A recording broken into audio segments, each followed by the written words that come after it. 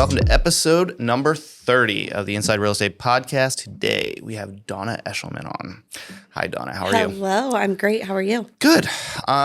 So we've had on mortgage lenders. We've had on an interior designer. We have had on a lot of realtors, but we have not had on a transaction coordinator yet. So why don't you start off and just kind of give us a little background on yourself so people can know who you are? Absolutely. So my name's Dawna. I own a company called Dawna Eshleman. It is a transaction management company. We help agents grow themselves and better their business by taking off a lot of the back end stuff that they don't necessarily have to be involved in. Yep. So we handle everything from contract to close. We do listing assistance, which will schedule your photos, get your listings in the MLS, write your listing descriptions, all the things that kind of keep agents in a seat versus being out in the field. That's what we take on. I've been a transaction manager for 5 years now. I started off as an independent agent, so I know exactly how that role works and how we can assist them effectively. Within the company, it's me, myself, doing transaction management, and then I also have Bridget Wardell who works with me. So anytime you see Dawna Eshleman, you're going to get one of us, and it's just the two of us that are assisting agents and keeping them on track with their deadlines, their obligations, so they can do the fun stuff where we're tied to the computer in the chair. That's awesome. Yeah, I'm a former realtor myself too. So yeah, it's funny how that makes such a big difference if you're starting an ancillary business around there, how much better it makes you when you have done it before. Yeah. How long have you been doing what you're doing now? So I started Dawna Eshleman in 2022. Okay. So the company itself is newer, but I've been a transaction coordinator for a mega team within Keller Williams. I was with them for 3 years. Prior to that, I got licensed in 2017. So throughout the course of everything since 2017, the transaction management company was since 2022. So a couple years. Cool. How are things going? Good? They're really great. Yeah.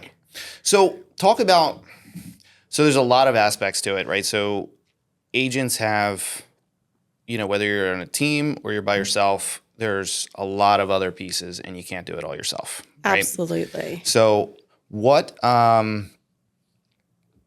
let's kind of break it down as to, so I think time management, I think for the agents is a big area that this can help, right? So that's huge. Whenever you go under contract, we can all hope that you're going to get one that there's nothing on title that needs cleared. Your appraisal's clear, your inspections are great, or there's no inspections. But in the off chance that there are inspections, that's a time suck. That's a lot of things that it's going to keep agents at the computer in the nitty gritty. And when you're working on something like that, it's difficult for you to lead generate and do the next task.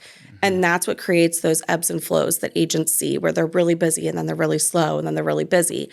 By offloading that and allowing us to take on those tedious details in that back end, it helps keep everybody on track because the agent just knows that they need to meet those deadlines when we tell them those deadlines are because we sync them to their calendar. They're getting updates.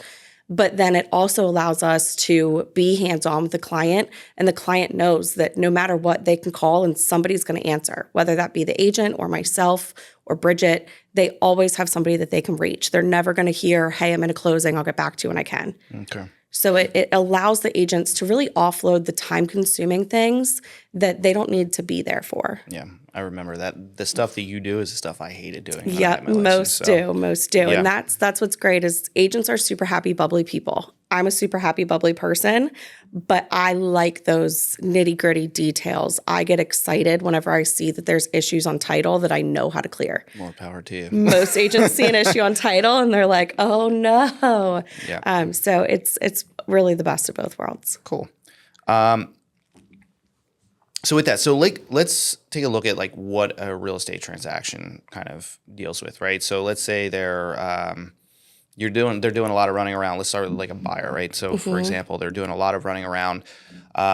They finally find the house. and then they go under contract. And that's where a lot of what you do comes in. Correct. That's where everything that I do comes in. Do you do anything prior to? Do you get involved before the contract? So on the buy side, we don't, just because there's so many things that are buyer specific, and those things change as you're showing them homes. So it's really difficult for us to get involved on the buy side prior to going under contract. Okay. On the listing side, it's a lot easier. So on the listing side, a lot of agents will go on a listing appointment. They'll get their contract signed so they know that they are going to be working with this seller. Then they call us and say, hey, I got a contract. We all get excited. And then we know what those next steps are. We need to figure out what your inclusions and exclusions are. Is there any work that needs to be done to the house prior to photos? When are we scheduling photos? What's our active date? What's our coming soon date? Is there anything that we have to put in the listing description? Right. All of those details, that's what we take on the listing side. Okay. So we'll handle all of that, getting it in the MLS, setting up showing time, coordinating with the photographers, the videographers, prepping your photos, prepping your sellers, and setting expectations. Okay. And then contract to close is kind of the same thing. We kind of go back into the shadows until they get an offer. And then once they get a contract, we step back in. So if I understand it correctly, at least from what I've seen and all that, like you guys can pretty damn close to doing everything. We do on the back end. We do. Yeah. A lot of our agents, bless their hearts, they'll call us and say, hey, we got a contract. Let me know when to show up at closing. Because that's really what it turns into, is the more they're out of the way, the better the transaction flow goes, because they only have to show up and say hi to their clients. They get to have all the fun conversations. They get to be, the knight in shining armor, or the superhero, whereas we're having all those difficult things, and they just need to know when to show up at closing and then celebrate with their clients again. Absolutely. So if you had to ballpark it, how much time you think you're saving them? It's hard. On a transaction that has inspections, which we're starting to see a lot of that again, we're probably saving agents anywhere from 25 to 30 hours a transaction. Okay, so I'm going to transition that into kind of, it's not just, so yeah, you're taking a lot of stuff off their plate, but right now in the market that we're in, we're seeing a lot of agents, a little upset that things are not going the right way. It's harder than it was previously to go out and get new business. So that extra 25 to 30 hours, imagine how much lead generation time that could be for them. Huge. We have a client today. He had a file that went under contract last week. There's inspections. We are deep in these inspection negotiations. I ran into him this morning on the way here, and I said, hey, how was your week last week? And he's like, oh, I set 2 appointments. That's fantastic. But he was able to set those appointments because instead of being on the phone, going through these inspections and finding quotes and doing those things, he was able to lead gen. And now he has no dip in his business. Right. No, absolutely. So how does this, so when you've mentioned inspections a lot. So with that, what are you guys actually doing on your end as far as the inspections go? Of course. So not every agent wants us to negotiate their inspections. Some like to have that control, and some want to know that they were in the house, they've seen it, and they can do it. I've closed over 1,000 transactions, so I can pretty much read an inspection report and pinpoint where everything is. Whenever you have an inspection, no matter what, we will coordinate the time that works for your buyers to be there. We will give them the options of inspectors that you prefer. So we always utilize the agent's preferred vendors. We don't just choose whomever. And then we'll schedule their inspections and set the expectations with them of these are the things that you need to look at while you're there. These are the questions that you should ask your inspector as you're going through the home. And then to save the agent time, we also send them a measurement guide and remind them that this is a time that they can be in the home that doesn't count as a walkthrough. So they should take all their measurements there, and then that saves the agent from going back out another time. Sure. Once we get the inspection reports back, if we're negotiating them, we'll review them with your client. We will decide what we need to get a quote for if we're going to be asking for a credit, so we have something tangible to request, and we'll coordinate all of that. Okay. Now, as far as, let's talk about, I guess, streamlining this process. So a lot of agents, the stuff that you do is not necessarily their forte. Not just that you're saving them time, but maybe it's just kind of not where their head's at, not something that they, or is their best asset, I guess. So how much more, like, are you kind of like they just dump a pile of stuff on you and you work with it, or is it like you have an actual system that really keeps them organized? So we do a lot to keep the client organized, the agent organized. Whenever they decide to work with us, we get an intake form from them. And that intake form is basically going to give us their life.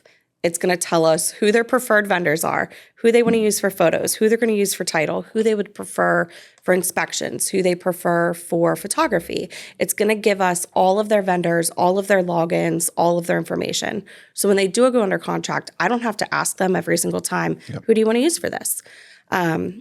During that process, we also sync all of the contractual deadlines to their calendar. So that way they have it in front of them all the time. They know exactly when things are due.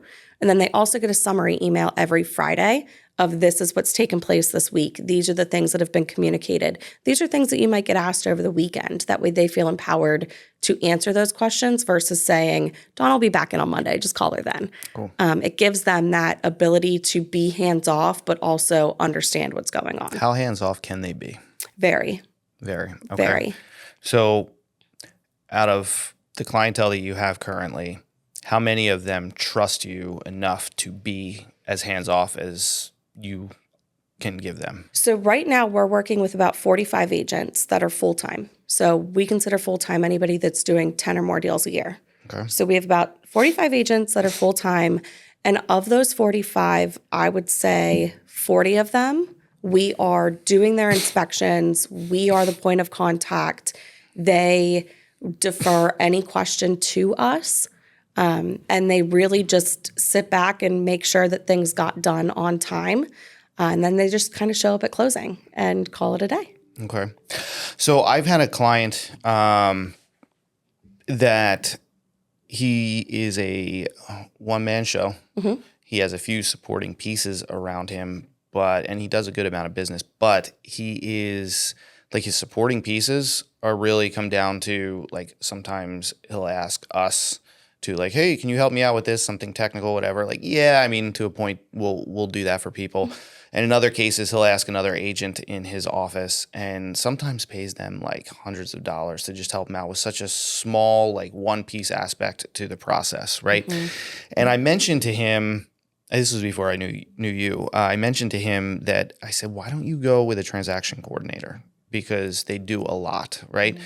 But his response was, I've tried it before, had a bad experience, and he's not really willing to go that route again, at least as of right now. Mm-hmm. But I mean, I think accuracy of like the things that they were doing, all of that type of stuff, I think that was a big issue for him. So how do you guys, what do you do to alleviate those concerns? Absolutely. So using a TC is not a one-size-fits-all. There are different choices for almost everything in your life, and the TC world's no different. Some transaction coordinators are going to do more, some are going to do less. In order for us to feel the most comfortable with our agents, we ask them right up front, what is your preferred method of communication? Do you want us to call you, text you, email you? Do you want to be included on all of these conversations? Do you want to be included on all of these emails? And for the first 2 or 3, we typically see people say, yes, I want to be included on absolutely everything, just because they don't know us. And we are such a crucial part of their business, their success, and quite frankly, their reputation. Mm-hmm. And we usually see a lot of hand-holding for those first 2 or 3. And then usually by the 3rd, they're like, you know what? I don't need to be on those. You don't need to. I understand it now. And as long as I think you're communicating with your agents and you help support them, you gain that comfort level back. Okay. We have some very tough agents that we work with. They like things the way that they like them. And the first couple are the hardest. And then once you get that comfort level with them and they grow to trust you, it really helps them feel more comfortable. So we always ask up front, we know that this is new. You tell me how we can help you, and we'll see if it works. So there's the things that you do, right? And you're talking about tough agents who want things a certain way. When working with you, is it that you guys will adapt to them, or they have to adapt to your system? So we kind of meet in the middle. Okay. If we adapted to every single agent that we worked with, it would be very disruptive and we wouldn't have a great flow. In real estate, you can pretty much sum up a transaction into one of four categories. You're always going to have contract to close. You may or may not have inspections. You may or may not have a UNO. You may or may not have HOA. Okay. So we break everything down into those four categories. And with that, when we start working with an agent, we show them how we operate. And those first couple, they'll usually say, hey, I really like that, but do you mind doing this instead? And if it's something that makes sense, we're happy to do it. We're happy to make those changes. I don't ever want to tell an agent, you can't do that unless it's something that is very disruptive to the flow. Then usually we'll recommend a different transaction management company that may or may not work better for them. Okay. Talk about how what you do can help an agent enhance their client experience. For sure. So you mentioned earlier how some agents, once it goes contract to close, it's not their forte, or they kind of get a little bit of in a tizzy because the moment you go under contract, within those first 5 days, there's 6 people that you need to talk to. They might not know that flow. We have some agents who are really fantastic at what they do, and they've been doing it for such a long time. And they will reach out and say, your flow allows me to be able to follow along better, because they get so stressed out those first couple of days that they're rushing things, and then their client feels that stress level. If our agent is calmer, then the client isn't feeling that stress level, and they're seeing things progressing in a very timely manner. And that helps their clients feel a lot better. Like, wow, I have this team of people who are always communicating with me, always keeping me updated, and it's nice and seamless. So the agent only has to call them and say, hey, I'm super excited for you. Are you ready for settlement day? Or, hey, I saw Dawna reached out. Do you have any questions? Versus getting caught in that minutia, or the agent getting stressed out and not updating them because they're just focusing on making sure they don't miss anything behind the scenes. Okay. Can you give me a good example of how you made a transaction awesome? Absolutely. We have a couple clients that the buyers were dealing with some pretty heavy things in their personal life. And the agent was very much trying to make sure that they were taken care of and felt emotionally supported in their life. So we were able to focus on the transaction, keep the transaction moving forward, make sure that those clients are feeling the love personally and professionally. And throughout their hardship, their struggles, and the issues throughout the transaction, we got to the closing table and they said, you know what? We were dealing with so many things and we were so stressed out, and we almost terminated this contract, which would have cost them their entire earnest money deposit. But they felt so supported in us just saying, you know what, please trust us, we've got this, that they said at the closing table, we almost forgot we were buying a house because we were able to focus on so many other things, and you just took it and ran with it. And I think that's really what we want to do, is we want to make sure that people do forget that they're buying a house because they're just being updated throughout the process. And all of a sudden it's, oh, wow, we're doing this and we're so excited. We like to keep that excitement. And I think the most special closing we had this year was a family that was dealing with multiple deaths and dealing with all kinds of chaos in their personal life, was still able to buy the dream home that they wanted and needed and not feel that hardship. No, that's awesome. Do you guys go to closing? We don't attend closings. Okay. We stay in the background. But we do have an office in Exton. So sometimes if it's, that closing, we popped into. We don't stay for the whole thing because in the summers, sometimes we have 14 closings in one day. It's physically impossible for us to go to them all. But we're available by phone call. And a lot of times we'll either call the agent or call the client at closing and say, hey, are you so excited? Or, hey, everything's just about done. And touch base with them and make sure that they don't feel like we forgot them or like we dropped them off at daycare and walked away, is kind of what we refer to it as. Yeah. Show up, give some high fives. Yep. Okay. So now in a real estate transaction, there's a lot of deadlines, right? Time is of the essence, right?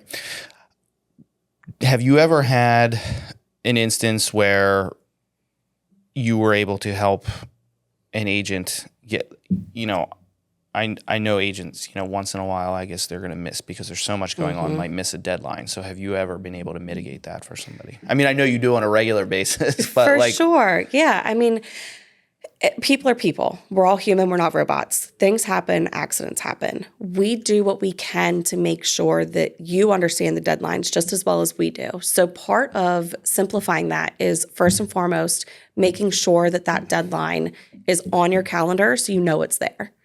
Next, what we like to do is sometimes, the mortgage commitment is always a big one that some people miss. And a lot of people don't understand the importance of that deadline. It's huge. So with that, we always remind everybody a week in advance. Hey, don't forget that this is due in a week. Be mindful of it. We'll remind them again 3 days in advance. Hey, this is coming. Just want to let you know, if you get the mortgage commitment and I don't forget to forward it to me. If we ever get to a point where the deadline is that day and we don't have it, we will remind the agent as soon as we come in. We'll remind them again in the afternoon.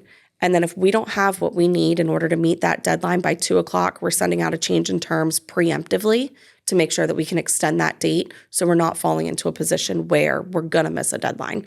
Unless it's a deadline that behooves whoever we're representing to let that deadline pass. Right. Then we're not going to do that. But usually we're going to send by 2:00. If we don't have what we need, we are preemptively sending something to extend that. So you're doing everything on your end possible to make sure those deadlines are met. But then, in the event that it's getting close, you're starting to sound the alarm, making sure that everything. Okay. Yep. So that I think is a big deal because I mean there really is a lot to manage in a transaction. Correct.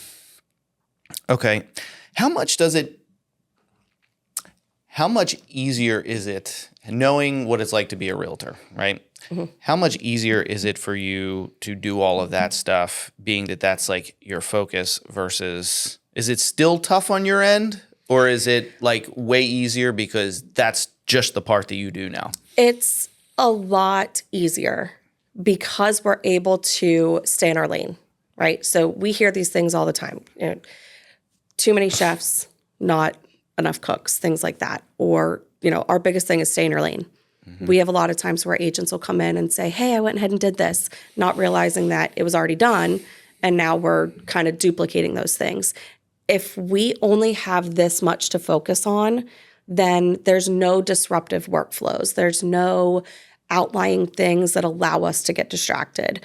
As an agent, I remember being an independent agent and I'm like, I am all over the place. And I was. You've got a 5-lane highway and you're expected to be in all 5 lanes. Yep. Whereas when you hire a TC, you get to stay in your lane. You have your lane, they have their lane, and you guys just merge every now and then. Yep. And it's so much easier whenever all you have to focus on is your tasks and your functions. Sure.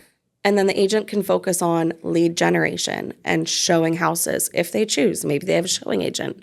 But it allows us to all do our part in order to get to the finish line, the cleanest, the smoothest, and the best route for everyone's client.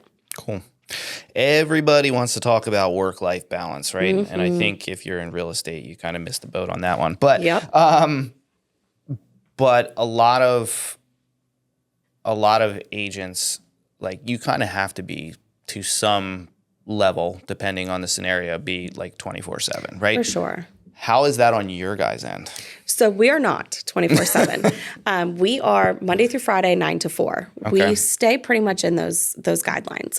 A lot of times, you may see me responding to emails at 7:15, 7:30. But we protect our morning time so we can set up our day so we can be effective from 9 to 4.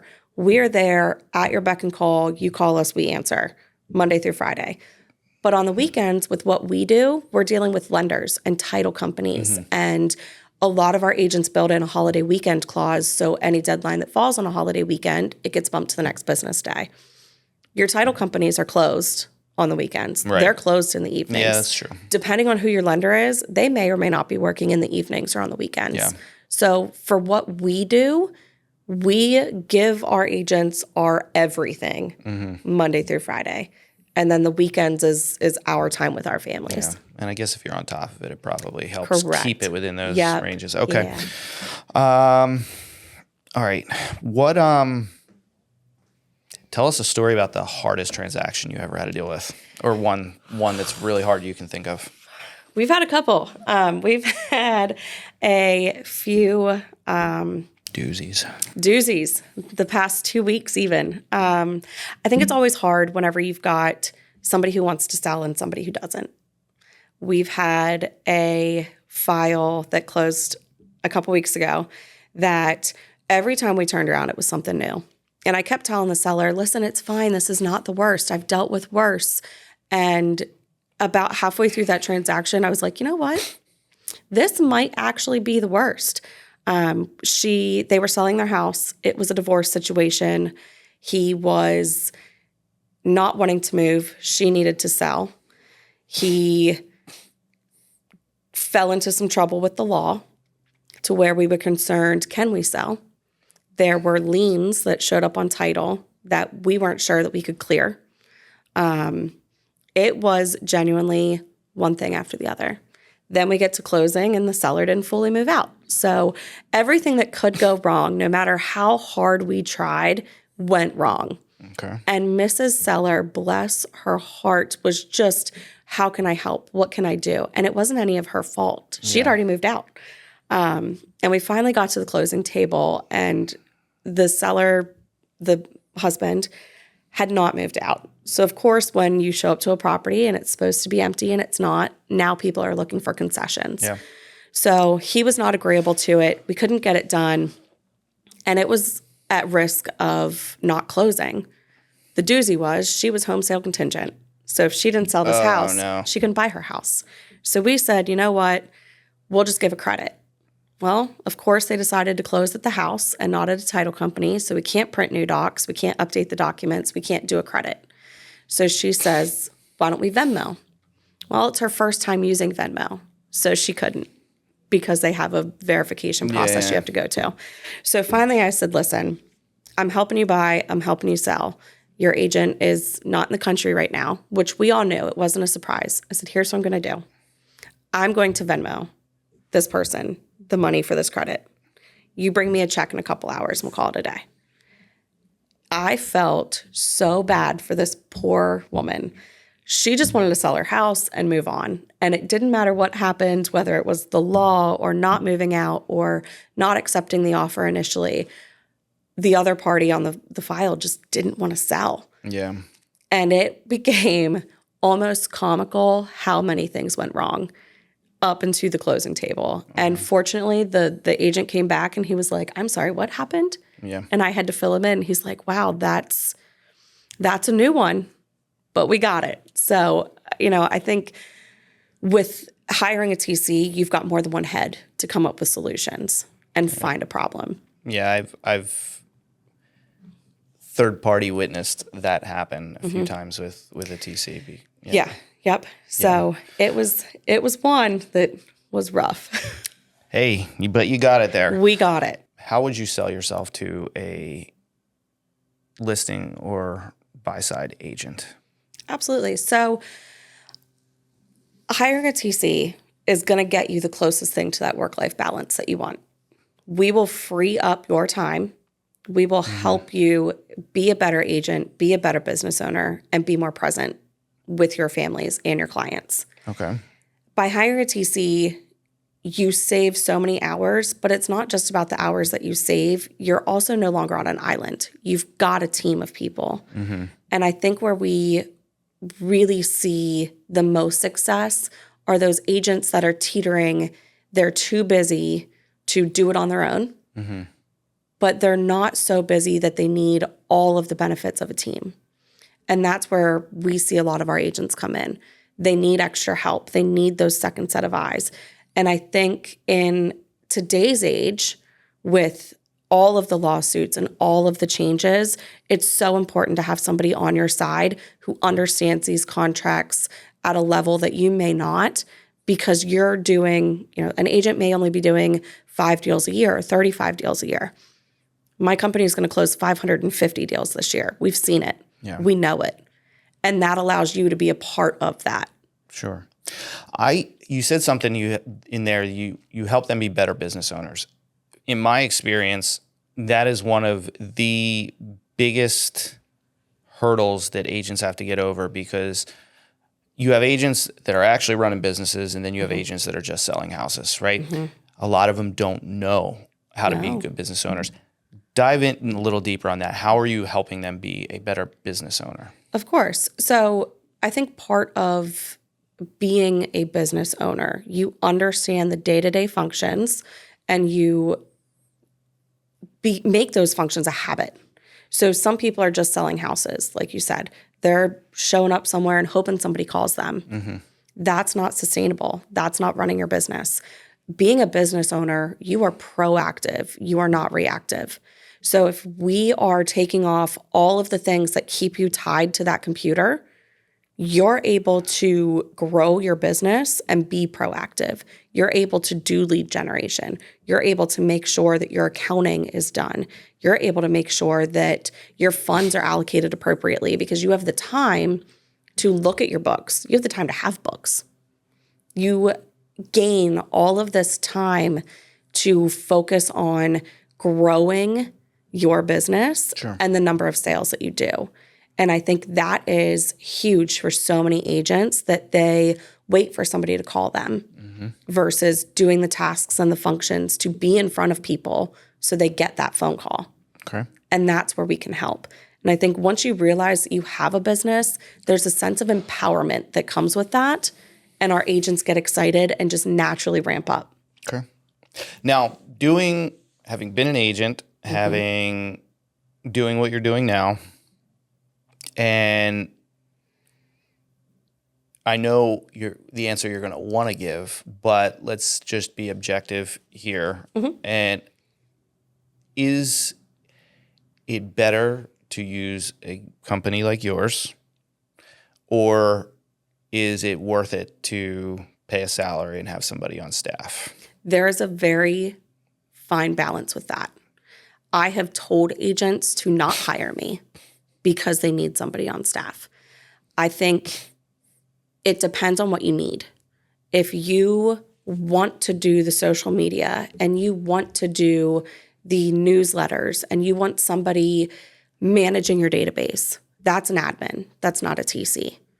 And that's where we'll tell people, utilize your funds appropriately and hire somebody full-time. Then they will do all of these things. And if you have a couple questions, by all means, call us. We're here to be a resource. We won't train you because that's just not a smart business move. Sure. But we have told agents before, it makes sense for you to hire someone now. Same thing when you're doing too many units. We have some teams that are contracted to us.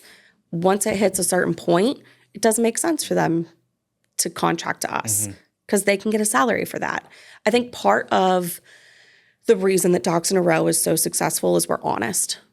We'll tell you when you've capped. We'll tell you, hey, I love working with you. I don't want to see you go, but it makes sense for this to happen. Okay.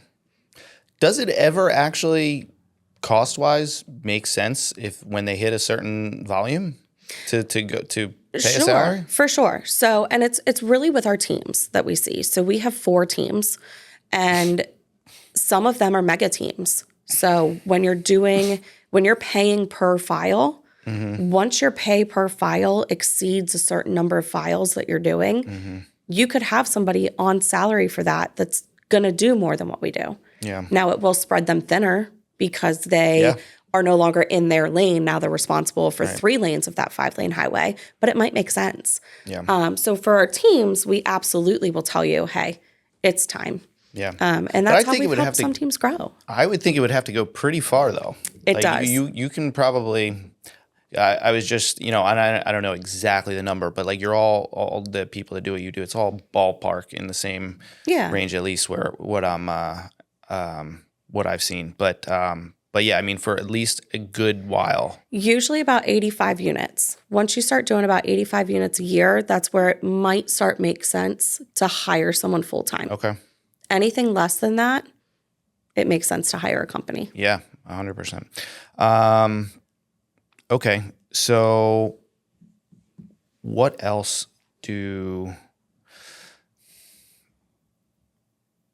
what would you say is the biggest value that you if we're going to say time, maybe we'll move on. But I guess like what's aside from time, what's the biggest value that you offer? Peace of mind. Okay. Peace of mind. We allow our agents to go do other things. We allow our agents to go do other things. Mm-hmm. They can take a vacation because somebody's here. Mm-hmm. They can disconnect and relax because somebody's here. I think a lot of our agents get so overwhelmed by deadlines and contractual obligations that it's almost paralyzing to them. Mm-hmm. It's almost like they can't do anything that day because they know they have a deadline due. And if they can't get it done in that morning, they almost can't do anything all day because they know that deadline is coming. By having us, it gives agents that peace of mind, like, it's okay. My clients are taken care of. My business is fine. Everything's okay. I think that there's actually, we were talking about lead generation, right? And there's some agents that are just not going to do it. Don't know why. Never. But there is a point where it's like, okay, if I'm a solo agent, I'm doing everything. I'm not working with a TC. I'm doing all this type of stuff. It's like, okay, I finished the deal and I'm just like so burnt out from that deal that like I need a break. Mm-hmm. So that in itself, like even if it's not while the transaction's going on, that like some of them seem like they take like a month or two off. Mm-hmm. But I mean, I think that's, between the time savings, the quality of life, the peace of mind, like you said, I mean, I think it's just mental, like a weight lifted off. Absolutely. Yeah. And we've seen some of our agents where you said, they take a month off. We had some agents that were notorious for that. They would close a deal and then they'd be like, I'm exhausted. I need to pause. And when they started working with us, I fought to get them. It was like, I'm telling you, you need me. Respectfully, you need me. Mm-hmm. And once they started working with us, they realized how much smoother it could be. They also realized how much time they actually had in a day because they were no longer all over the place to where, they're trying to figure this deadline out. They're trying to remember who the title company is. They're trying to figure out which processor the lender has assigned. And it's a lot for most agents. And by the time it was all said and done, once he hired me, he had to laugh. He's like, I think I gained like 4 extra hours in my day because I'm not hunting through emails trying to figure out who these people are. Yeah. Because 1, we keep it in front of him. And 2, he doesn't need to know who they are because that's my lane. Sure. So he even said, he's like, I gained so many hours in my day by working with you. Yeah. And he doesn't see those ebbs and flows anymore because he doesn't have that mind melt after the transaction. 100%. So let's pretend we're talking about a guy like the one that I told you about on my end, had a bad experience, isn't really willing to make that leap. Or for somebody who might be listening to this, that's like, that sounds like a good idea, or I've been thinking about it. I'm just not sure if I'm ready to take the jump. Let's start from and really break down the process of getting them onboarded, the whole thing, to getting to the point where they are in the swing of it, and now their life is better because they're working with a TC such as yourself. Mm-hmm. So, okay, I'm a realtor. I call you up. I got your name from so-and-so. How does this work? Like, let's really break it down. Absolutely. So once you call me, I'm going to send you an email with our policies and procedures guide. That's going to break down everything that you need to know about us. You're probably not going to read it because that's what we're here for. Sure. So we're going to follow that up with a simple Google form. The Google form is going to request all of your information that we need so that way we don't have to call you every single time that you get something under contract. You're going to fill out this Google form. You're going to hate it. You're going to dread it. We tell our agent that up front. It's not easy, but you're going to give it to us now and you're never going to have to do it again. After that, when somebody goes under contract, I want you to just email me the agreement of sale. Your first one, we're going to take it easy on you because it's new, right? So email us the agreement of sale. We'll go through it and we will CC you on every single thing that happens. I'm also going to call you and let you know, hey, we just got your file. Your agents have been reached out to. The title company's been reached out to. The lender's been reached out to. We've already got a copy of your EMD and we've already provided that to the lender. All of those things that take place in the first 5 days, I'm going to tell you that they were done in the first 24 hours and you're immediately going to feel much better. After that, I'm going to continue to call you every week. Let me ask you, do you want me to call you every week or do you just want me to send you a text message? Nope.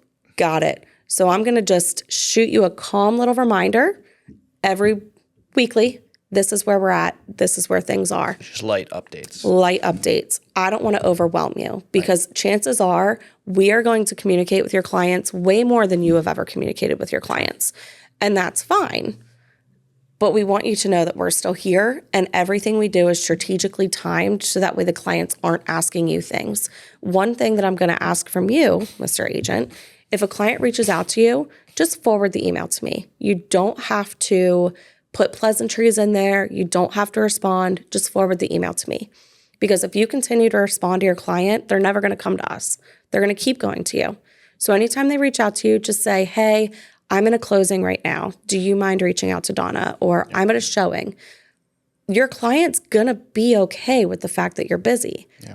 So you're not just taking tasks off of the agent's plate. What you do actually, because there's such quality communication with the client, that client, you're now taking interactions away off the agent's plate that they would have had to deal with. Correct. Okay. Correct.